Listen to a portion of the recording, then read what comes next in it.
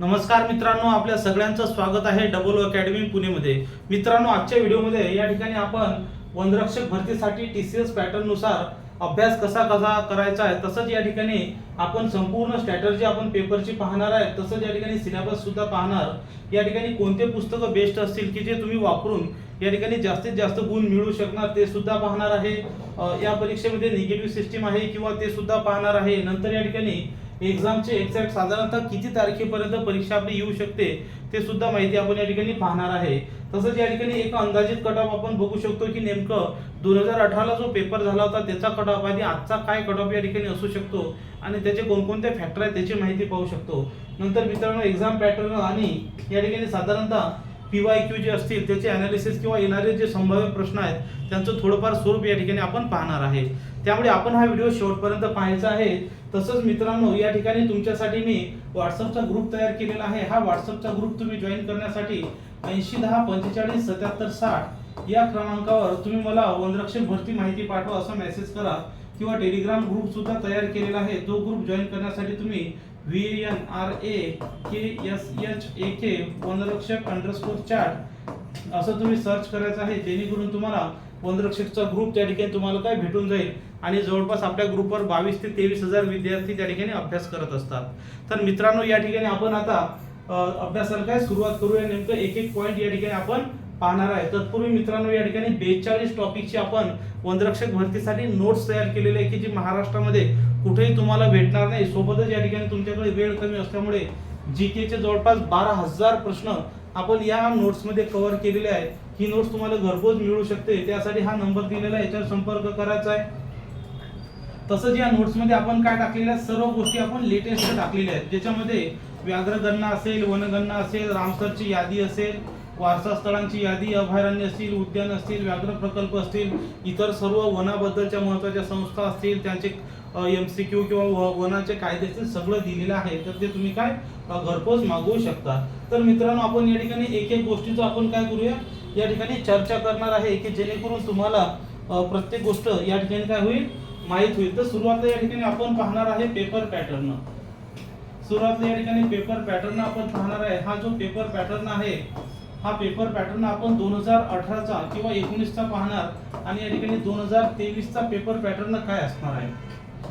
Number 1, या ठिकाणी क्वेश्चनची संख्या जी 2019ला फक्त 120 होती, यावेळेस मात्र 60 क्वेश्चन्स असतील। या ठिकाणी नंतर आहे मार्क्सची संख्या। तर या ठिकाणी 2019ला 120च मार्क होते, यावेळेस 120 मार्क्स आहेत। म्हणजे सॉरी, या ठिकाणी 2019ला 120 होते, इथे 120, म्हणजे इथं एका प्रश्नाला या ठिकाणी 2 गुण देण्यात आलेले आहेत। इथं मात्र एका प्रश्नाला 1 गुण होतं। नंतर या ठिकाणी तिसरी जी गोष्ट आहे ती पाहणार आपण टाइम मॅनेजमेंट करण्यासाठी। मागच्या वेळेस जे आहे 90 मिनिटं फक्त या ठिकाणी आपल्याला होते, यावेळेस मात्र 120 मिनिटं या ठिकाणी असणार आहेत। आणि ह्या ज्या तिन्ही गोष्टी आहेत, त्या तिन्ही गोष्टीच आपला कट ऑफ किती लागेल हे काय ठरवणार आहेत। कारण की मागच्या वेळेस आपल्याला 90 प्रश्न जे आहेत, 90 मिनिटांमध्ये 120 प्रश्न सोडवायचे होते, यावेळेस 120 मिनिटांमध्ये 60 प्रश्न सोडवायचे होते। चौथी जी गोष्ट आहे निगेटिव्ह, की बऱ्याच प्रश्नांना लोकांना या ठिकाणी प्रश्न होता की निगेटिव्ह आहे किंवा नाही। तर मागच्या वेळेस निगेटिव्ह या ठिकाणी होती, यावेळेस निगेटिव्ह जी पद्धत आहे ती तुम्हाला या ठिकाणी नाही असणार आहे।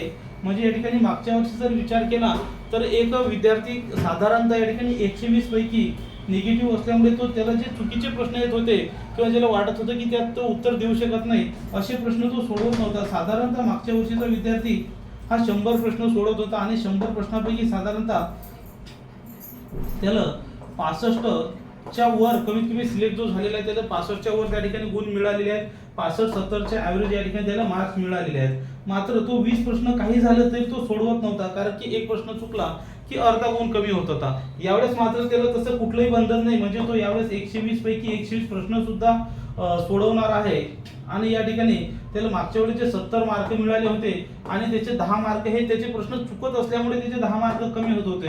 साधारणतः त्याला 70-80 मार्क या ठिकाणी जर मायनस सिस्टीम नसल्यामुळे 10 मार्काचा त्याचा फायदा होतो। आणि जे 20 प्रश्न मायनस सिस्टीम असल्यामुळे तो अजिबात सोडवतच नव्हता, ते सुद्धा 20 प्रश्न या ठिकाणी जर सोडवले तर मिनिमम त्या 20 पैकी त्याला 10 जरी पडले तरी या ठिकाणी 120 पैकी तो विद्यार्थी कमीत कमी 90 गुण यावेळेस आता घेणार आहे। आपल्याला माहिती आहे पोलीस भरतीमध्ये 100 मार्काचा जर पेपर असला तर विद्यार्थी या ठिकाणी 90-95च्या आसपास या ठिकाणी खुल्या गटातील घेतात, काही जण 100 घेतात, त्यांचा विषय आपण करायचा नाही. तरी सुद्धा 100 पैकी जर 90 घेतात तर इथं 120 पैकी साधारणतः ओपन आणि ओबीसीचे गट आहे त्या ठिकाणी विद्यार्थी 90 गुण घेणारच आहे. म्हणजे या ठिकाणी जर 90 सिलेक्ट होणारा विद्यार्थी 90 प्लस या ठिकाणी गुण घेईल आणि ग्राउंड मध्ये जर या ठिकाणी कमीत कमी 40 ते 50 गुण या ठिकाणी विद्यार्थी साधारण विद्यार्थी जो सिलेक्ट करणार आहे असेल. बरेच जणांनी मी मागचे व्हिडिओ टाकले होते, बरेच जण म्हणत तुम्ही पळून बघा. या ठिकाणी मला माहिती आहे की जे सिलेक्ट होणारे आहेत ते हा प्रश्न कधीच करत नाहीत की या ठिकाणी किती येतात. मिनिमम 80 पैकी 40 ते 50 गुण या ठिकाणी त्या विद्यार्थ्यांनी घेतलेले आहेत. ऑलरेडी माझ्याकडे रिझल्ट आहे आणि 40 पेक्षा जास्तच गुण ज्यांचं सिलेक्शन झालेलं आहे, 30 पेक्षा कमी वाल्यांचं सिलेक्शन क्वचितच झालेलं आहे. आणि विशेष म्हणजे यावर्षीचा जो कट ऑफ आहे तो साधारणतः 140च्या आसपास खुल्या गटाचा नक्कीच लागणार आहे. कारण की मागच्या वेळेस जे पेपर होते लोकांना पेपर पॅटर्न माहीत नव्हता, एवढी अवेअरनेस नव्हती, एवढं जे नॉलेज आहे ते उपलब्ध नव्हतं, नोट्स उपलब्ध नव्हत्या, बऱ्याचशा गोष्टी. आणि ती पहिली परीक्षा असल्यामुळे विद्यार्थ्यांना एवढं जास्त त्या ठिकाणी नॉलेज नव्हतं आणि 5 वर्षा अगोदर बेरोजगारी जी होती ती कमी होती. आजच्या तारखेला जर एखाद्या चपराशीची जागा निघाली तरी सुद्धा MBA वाले त्या ठिकाणी अप्लाय करतात, या ठिकाणी MA वाले M.Com वाले सुद्धा अप्लाय करतात. त्यामुळे आजची जी बेरोजगारी 18ची आणि 2023-24ची यामध्ये खूप फरक असल्यामुळे आता स्पर्धा या ठिकाणी वाढलेली आहे. दुसरी गोष्ट, MPSC वाल्यांना सगळ्या परीक्षा एकच केल्या असल्यामुळे एक परीक्षेमध्ये ज्यांचं सिलेक्शन झालं नाही त्या सगळ्यांना आता काही कामं नाही, ते सुद्धा आता ह्या परीक्षा ट्राय करणार आहेत. त्यामुळे ही स्पर्धा वाढणार आहे. अगोदर स्पर्धा नव्हती म्हणून या ठिकाणी हा जो कट ऑफ आहे हा कट ऑफ साधारणतः 140. कमीत कमी हे जे विद्यार्थी आहेत त्या ठिकाणी लेखी तरी त्या ठिकाणी ग्राउंडला क्वालिफाय होत असल्यामुळे ओरिजिनल वंद्राक्षरची तयारी करणारे विद्यार्थी या ठिकाणी काय मागे पडणार आहेत. तर आता या परीक्षेसाठी अभ्यासक्रम आपण पाहणार आहे की नेमके कोणकोणते टॉपिक वाचायचे, काय टॉपिक वाचायचे, कोणतं पुस्तक वाचायचे. तत्पूर्वी मित्रांनो या ठिकाणी आपल्याला जे विद्यार्थी गेले 5 ते 7 वर्ष झाली या ठिकाणी परीक्षेची तयारी करत आहेत परंतु अजून त्यांचं सिलेक्शन झालं नाही, त्यांचं थोडंफार मार्गाने त्या ठिकाणी जात असतं आहे, तर अशांसाठी या ठिकाणी एक रिव्हिजन म्हणून या ठिकाणी आपण ही बॅच ते विद्यार्थी जॉईन करू शकतात. आणि जे विद्यार्थी नवीनच आलेले आहेत त्यांना या ठिकाणी खरंच 4-4, 5-5 वर्षाचा फिरायचं नाही. या स्पर्धा परीक्षेमध्ये एकाच प्रयत्नामध्ये जर यश मिळवायचं असेल तर मित्रांनो डबल अकॅडमीची ऑनलाईन बॅच या ठिकाणी आपण सुरू केलेली आहे.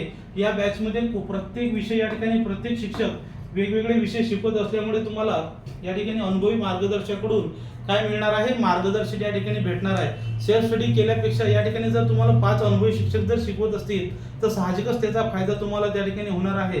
तसंच या ठिकाणी तुमच्याकडे वेळ सुद्धा कमी असल्यामुळे तुम्हाला मार्गदर्शन घेणं हे नक्कीच या ठिकाणी सेल्फ स्टडी पेक्षा काय परवडणार आहे. कारण की तुम्ही जरी नसाल घेत मार्गदर्शन तरी तुमचे इतर मित्र मात्र मार्गदर्शन घेतात.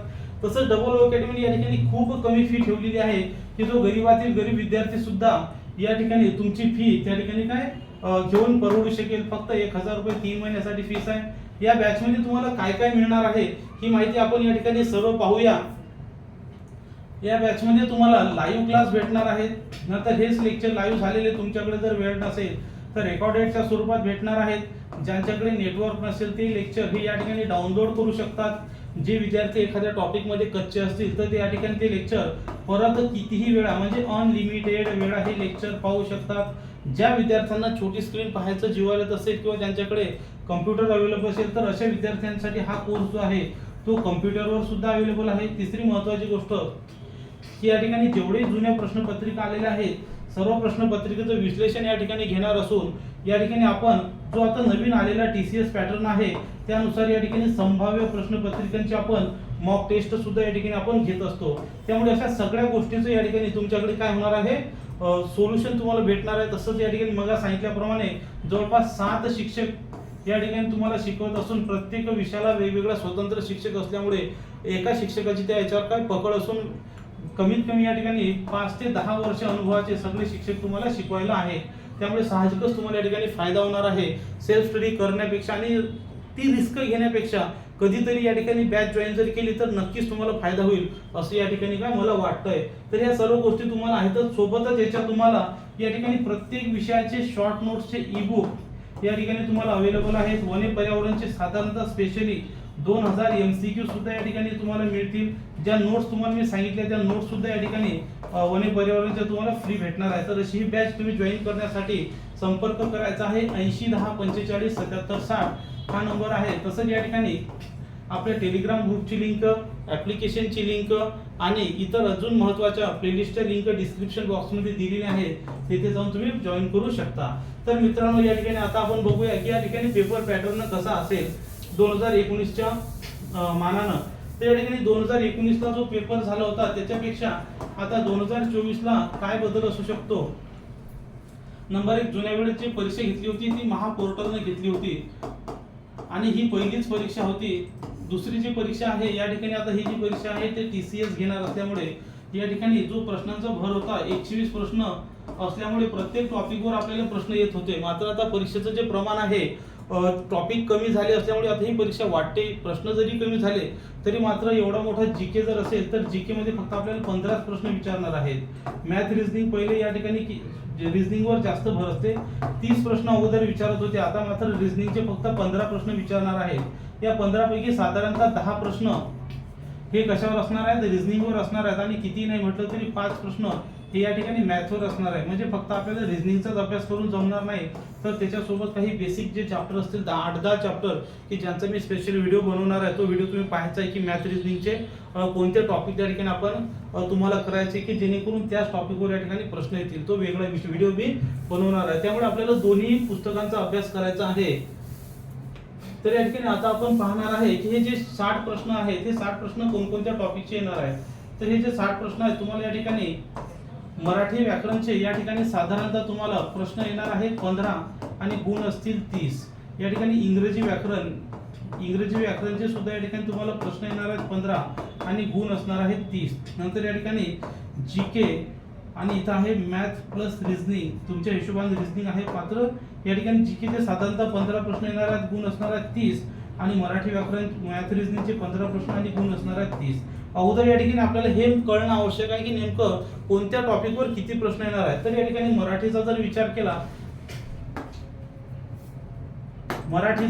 आपण विचार केला तर साधारणतः 7 ते 8 प्रश्न हे ग्रामरवर येणार आहेत आणि 7 प्रश्न साधारणतः हे शब्दसंग्रहवर येणार आहेत.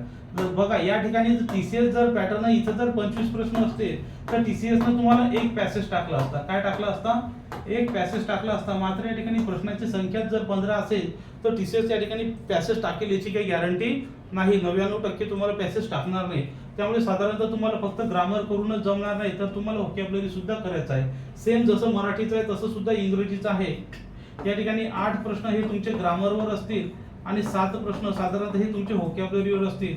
त्यामुळे व्होकॅब्युलरीवर तुम्ही महत्त्वाचे जे टॉपिक्स आहेत उदाहरणार्थ प्राण्यांचे आवाज असतील, मेल फिमेल्स, एक वचन अनेक वचन, पक्ष्यांचे घरटे, इडियम्स फ्रेजेस, ह्या जे महत्त्वाचे टॉपिक आहेत ते सुद्धा तुम्हाला करायचे आहेत कव्हर, जेणेकरून तुम्हाला जास्तीत जास्त गुण त्या ठिकाणी भेटतील. नंतर जीके मध्ये, आता जीके मध्ये जो टॉपिक आहे या दोघांसाठी तुम्हाला एकच पुस्तक वापरायचं आहे. बाळासाहेब शिंदे सरांचं तुम्हाला पुस्तक वापरायचं आहे, दुसरं कोणाचंही वापरायचं नाही. दुसरी गोष्ट या ठिकाणी मार्केटमध्ये हजारो पुस्तक आले आहेत, ते हजारो पुस्तक वाचून बेस्ट पुस्तक घ्या जेणेकरून त्याच पुस्तकातून तुम्हाला प्रश्न येतील. नाहीतर तुम्ही अभ्यास तर 10 तास करणार 12 तास करणार परंतु अशा पुस्तकातून करणार की जे प्रश्न त्यातून येणारच नाहीत. त्यामुळे तुमचा जो अभ्यास आहे त्याला काहीही व्हॅल्यू नाही. 90% विद्यार्थ्यांचा तोच प्रश्न होतो आणि बरेच विद्यार्थी या ठिकाणी जुने पुस्तक वापरतात. तर प्रत्येक वेळेस या ठिकाणी नवीन एडिशन घेत चला, कारण की प्रत्येक प्रकाशक किंवा बुक तयार करणार असतो तर नवीन पुस्तकामध्ये काहीतरी त्या ठिकाणी ऍड करून देत असतो. कदाचित काही चुका असतील जुन्या पुस्तकातल्या त्या सुद्धा तो दुरुस्त करून देत असतो. त्यामुळे काळानुसार या ठिकाणी पुस्तकांचं सुद्धा तुम्हाला बदलणं आवश्यक आहे, कारण की नवीन पॅटर्न आला की पुस्तकांचं सुद्धा त्या ठिकाणी स्वरूप बदलत असतं. तुम्ही जर त्या ठिकाणी जिल्हा निवड समितीच्याच पुस्तकाचा अभ्यास केला तर TCSच्या परीक्षेला तुम्ही फोकस करू शकत नाही त्या ठिकाणी. तसंच ज्या विद्यार्थ्यांना वेळ नाही आहे अभ्यास करण्यासाठी त्यांच्यासाठी आपण इथं शॉर्ट नोट सुद्धा तयार केलेल्या आहेत. त्या शॉर्ट नोट सुद्धा तुम्ही घरपोच मागवू शकता किंवा ॲपमध्ये जाऊन ई-बुक मध्ये सुद्धा तुम्ही घेऊ शकता. आता तिसरा विषय जीके मध्ये सुद्धा या ठिकाणी 15 प्रश्न आहेत. 15 प्रश्नांपैकी साधारणतः तुम्हाला 8 ते 10 प्रश्न हे तुमचे वने पर्यावरण या विषयावर येतात. कशावर येतात? वने पर्यावरण या विषयावर येतात. वने पर्यावरणचे आपण नोट्स तयार केलेच आहेत ज्यामध्ये 42 टॉपिक आहेत. तर या 42 टॉपिक तुम्ही एक तर नोट्स ई-बुक मध्ये घेऊ शकता किंवा हे या ठिकाणी महाराष्ट्रात कुठलंही पुस्तक या ठिकाणी तुम्हाला नाही आहे की जे 42 टॉपिक कव्हर करत असेल. एक पुस्तक आहे या ठिकाणी फॉरेस्टचं तुषार घोरपडे सरांचं, ते तुम्ही वापरू शकता. मात्र त्यामध्ये मोजकेच टॉपिक तुमचे कव्हर होणार आहेत. ते एकदम UPSC लेवलचं पुस्तक आहे आणि वनरक्षकसाठी UPSCचं पुस्तक वाचत बसणार तर तुमचं डोकं सुद्धा त्या ठिकाणी खाक होऊन जाईल आणि तुम्हाला त्या ठिकाणी महत्त्वाचं जे आहे ते सोडून तुम्ही दुसरं वाचत बसणार. त्यासाठी आपल्याला जे आवश्यक आहे ते पुस्तक मी या ठिकाणी बनवलेलं आहे. सोबतच या ठिकाणी पूर्ण जीके सुद्धा दिलेले आहेत 12,000 प्रश्न. तसं जे विद्यार्थ्यांना या ठिकाणी फक्त सगळे विषय येतात मात्र तुम्हाला वने पर्यावरण येत नाही त्यांच्यासाठी स्पेशल आपण वने पर्यावरणची सुद्धा स्पेशल बॅच आहे ती सुद्धा तुम्ही काय जॉईन करू शकता. पूर्ण जर बॅच नसेल करायचं तो हे सुद्धा ऑप्शन तुमच्या समोर आहे. नंतर उरलं या ठिकाणी आता 7 ते 8 प्रश्न. या 7 ते 8 प्रश्नामध्ये महत्त्वाचं तुम्हाला प्रश्न विचारले जातात ते भूगोल. नंबर 2 तुम्हाला विचारले जातात इतिहास प्लस या ठिकाणी तुम्हाला समाज सुधारक या ठिकाणी प्रश्न विचारले जातात आणि काही जे प्रश्न आहेत ते तुम्हाला 2-3 साधारणतः चालू घडामोडी याविषयी प्रश्न विचारले जातात. आणि चौथा जो महत्त्वाचा घटक आहे या 7 ते 8 प्रश्नामध्ये जो आहे या ठिकाणी पॉलिटी किंवा पंचायत राज. तर मित्रांनो एवढ्यासाठी 2 प्रश्नासाठी एवढं मोठं पॉलिटीचं पुस्तक वाचणं तुमचं शक्य नाही. साहजिकच हे सगळं वाचण्यासाठी जीके वाचण्यासाठी तुम्ही तात्याचा ठोकळा या ठिकाणी घेऊ शकता. पण तात्याचा ठोकळा जर घेतला तर तात्याच्या ठोकळ्यामध्ये साधारणतः 900 ते 1000 पेजेस आहेत. किती 1000 पेजेस वाचण्यासाठी तुम्हाला आता 2-2 मार्कासाठी तुम्हाला परवडणार नाही. त्यामुळे हे ई बुक तुम्ही काय घेऊन तुम्ही काय अभ्यास करू शकता नाहीतर बाकी तुम्हाला ऑप्शन नाही आहे तुम्ही ते तर वाचायचंच आहे. तर हे पुस्तक यासाठी घेऊ शकतात. आता आपला जो महत्त्वाचा जो टॉपिक आहे की तुम्हाला या ठिकाणी बुद्धिमत्तामध्ये जास्तीत जास्त गुण कसे पाडायचे आणि बुद्धिमत्तासाठी कोणकोणते टॉपिक असणार आहेत ज्याच्यामध्ये मॅथ आणि रिझनिंग. मी सांगितल्याप्रमाणे या ठिकाणी बुद्धिमत्ताचे साधारणतः तुम्हाला 8 ते 10 गणित साधारणतः या ठिकाणी येतात आणि 4 ते 5 या ठिकाणी गणिताचे टॉपिक येतात. तर बुद्धिमत्तामध्ये या ठिकाणी नवीन यांनी काय केलेलं आहे आता टीसीएस परीक्षा घेत असल्यामुळे निवड मंडळ आणि टीसीएस मध्ये काहीतरी साहजिकच फरक असणार आहे. तर यांनी जे महत्त्वाचे टॉपिक्स घेतलेले आहेत ते टॉपिक आपल्याला माहित असलं पाहिजे. हा इंग्रजीमध्ये आणि मराठीमध्ये सुद्धा एक बदल आहे की त्यांनी काय केलेलं आहे पॅराजम्पलिंग या ठिकाणी पॅराजम्पलिंग केलेलं आहे ज्याच्यामध्ये तुम्हाला 1 2 3 4 असे 4 प्रकारचे वाक्य सेंटेन्स देतात आणि त्यांचा तुम्हाला क्रम लावायचा असतो. आणि या ठिकाणी इंग्रजीमध्ये त्यांनी अजून एक गडबड केलेली असते की इथं जे व्याकरण दिलेलं असतं एक वाक्य आणि त्याचे 4 पार्ट केलेले असतात त्या कोणत्या पार्टमध्ये एरर आहे हा एरर आपल्याला शोधायचा असतो. तो इंग्रजीमध्ये एवढा बदल झालेला आहे टीसीएसचा.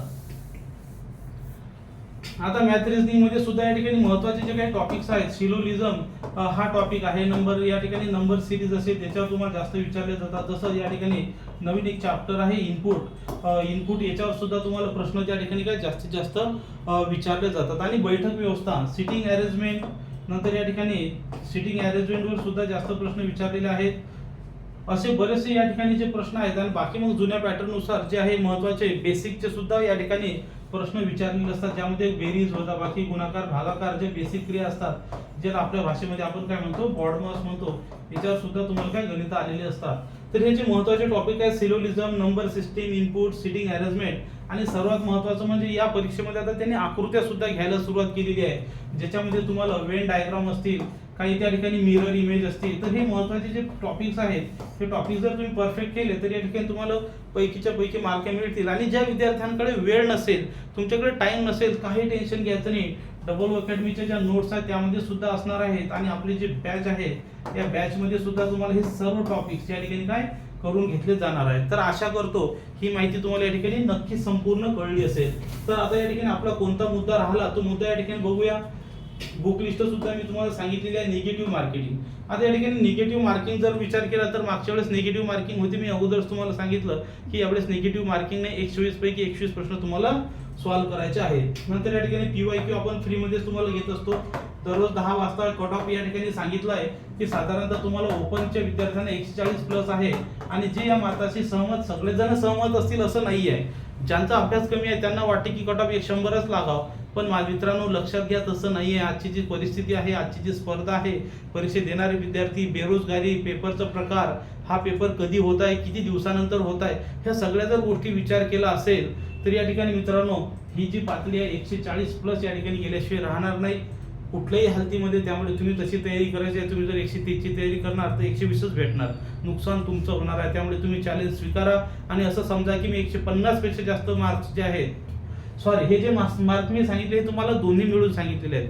बरेच जण म्हणतील पेपरमध्ये 140 कसे घेणार तर मिनिमम या ठिकाणी पेपरमध्ये तुमचं टार्गेट 90 प्लस या ठिकाणी असलं पाहिजे. काही जणांचं 100 प्लस असलं पाहिजे.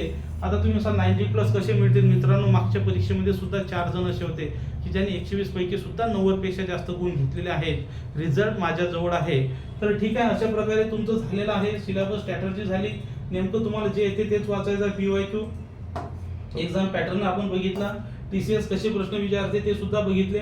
आता या ठिकाणी प्रश्न आहे की एक्झाम डेट, नेमकी एक्झाम कधी होऊ शकते. तर मित्रांनो, माझ्या या ठिकाणी मागच्या काही परीक्षा ज्या आहेत कृषी विभागाची असेल त्या सुद्धा अजून झालेल्या नाहीत. साधारणतः या ठिकाणी ऑगस्ट महिन्याच्या पहिल्या आठवड्यामध्ये किंवा कदाचित ऑगस्टच्या दुसऱ्या आठवड्यामध्ये तुमची ही परीक्षा होऊ शकते. जुलैमध्ये होण्याचे कुठलेही चान्सेस सध्या तरी नाही. त्यामुळे कमीत कमी तुमच्याकडे या महिन्याचे 30 दिवस आणि पुढच्या महिन्याचे 10 ते 20 दिवस असं जर विचार केला तर कमीत कमी 40 ते 45 दिवस तुमच्या हातात अजूनही आहेत. तुम्ही या ठिकाणी स्वतःची चांगली मेहनत तयार करून योग्य नियोजन करून या ठिकाणी जास्तीत जास्त गुण तुम्ही मिळवू शकता. बाकी डबल अकॅडमी तुमच्या सोबत आहेच, त्यामुळे तुम्हाला टेन्शन घ्यायची काही गरज नाही. ज्या विद्यार्थ्यांकडे पैसे नाहीत अशा विद्यार्थ्यांसाठी आपण दररोज फ्री लेक्चर सुद्धा या ठिकाणी देत असतो. फ्री लेक्चरचा टाइम माहीत नसेल तर परत ह्या 10 AM ला या ठिकाणी फ्री PYQ असते. या ठिकाणी मॅथ रिझनिंगचे, नंतर या ठिकाणी 3 PM ला मराठीचे लेक्चर्स असतात. या ठिकाणी 4 PM ला GKचं लेक्चर असते. नंतर 6 PM ला स्पेशल वने पर्यावरणचं लेक्चर असते. रात्री 10 PM ला सुद्धा या ठिकाणी आपले GK वगैरेचे काय लेक्चर असतात. तर सर्व सुविधा फ्रीवाल्या विद्यार्थ्यांसाठी सुद्धा आहे. असंच नाही की सर्वजण पैसे देऊ शकतात. मात्र या ठिकाणी आपण फीच एवढी ठेवलेली आहे बॅचची की जे साधारण काय गरीबातील गरीब विद्यार्थी सुद्धा भरू शकतो. 500 रुपये 1 महिन्याची आहे आणि 1000 रुपये 3 महिन्याची आहे. तर आशा करतो ही सगळी माहिती तुम्हाला नक्कीच आवडली असेल. हा व्हिडिओ आपण शेवटपर्यंत पाहिला त्याबद्दल धन्यवाद. एवढं पाहूनही जर तुमचे काही प्रश्न राहिले असतील तर माझा नंबर दिलेला आहे, त्या नंबरला संपर्क करा. किंवा अजूनही काही प्रश्न असतील तर तुम्ही कमेंट बॉक्समध्ये कमेंट करा. मी प्रत्येक प्रश्नाची जे उत्तर आहेत नेक्स्ट व्हिडिओमध्ये नक्की घेणार आहे. हा व्हिडिओ आपण शेवटपर्यंत पाहिला त्याबद्दल धन्यवाद. थँक्यू. व्हिडिओला लाईक आणि चॅनलला सबस्क्राईब करून घ्या, कारण की तुमच्या माहितीसाठी जेवढे तुमचे काही प्रश्न असतील सगळ्या प्रश्नाचे व्हिडिओ घेऊन मी या ठिकाणी येणार आहे. धन्यवाद.